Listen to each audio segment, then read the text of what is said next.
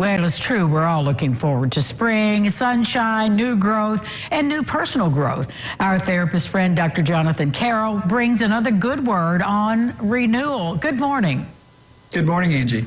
You know, the sunshine really does kind of turn our focus into, celebrating new life in spring. We're here. We finally did it. It's the last day of February, and we're just under 3 weeks away from the first day of spring. The sun is shining. It's going to be abnormally warm. Hopefully the harshest part of it for us in this part of the region is over. And this kind of thing brings us to a place where we can begin to anticipate what renewal might look like. Spring is a perfect time for the cleaning out of not only closets and windows, but the cleaning out of our minds and our hearts. So what would you recommend as a way to begin, a springboard? Because, I mean, sometimes that's daunting, just like cleaning out your closet is daunting. We hardly know where to begin. Yes, exactly. Well, first things first, I think in these few days and weeks prior to spring, it's a good opportunity for us to practice stillness. I think getting still, getting quiet, beginning to think and reflect on where we've been and where it is that we would like to go. And it's in that latter part that we begin to understand something of who it is that we want to become and what we need to do to get from where we are to there. So stillness is the key for the moment. After that, there are some things that we can do. Of course, making a short list of things we want to get accomplished, practically speaking. There's always that closet. There's that junk drawer. There's the changing out of clothes seasonally.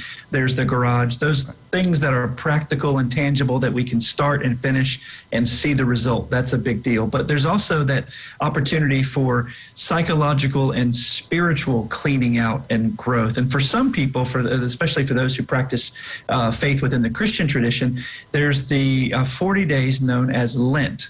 Lent means, it's a Latin word, which means spring.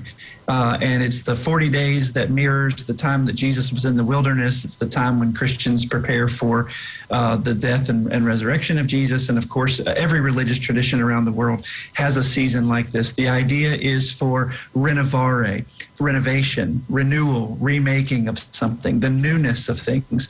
And this is a season when we can first be still, kind of take note and make a list of things that we'd like to do, and then begin to do them practically as well as psychologically and spiritually. What things do I need to let go of?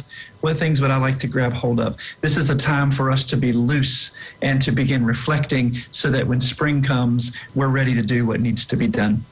Well, I think, to your point about Lent, it's sort of a great way to reimagine Lent rather than, sacrificing something, giving something up in a sort of punitive way, to add something to your life. Exactly. I couldn't agree more.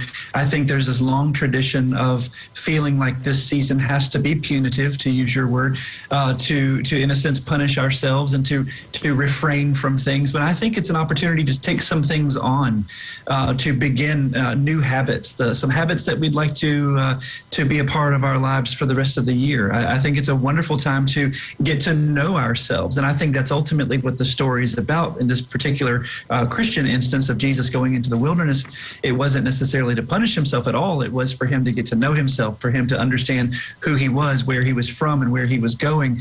And of course, that has bearing on all of our lives, because that's a conversation we all need to have. Who are we? From where are we? Whose are we? To whom do we belong? And where is it that we want to go? Whom do we want to become? Thank you, as always, for another good word. Great seeing you. Thank you.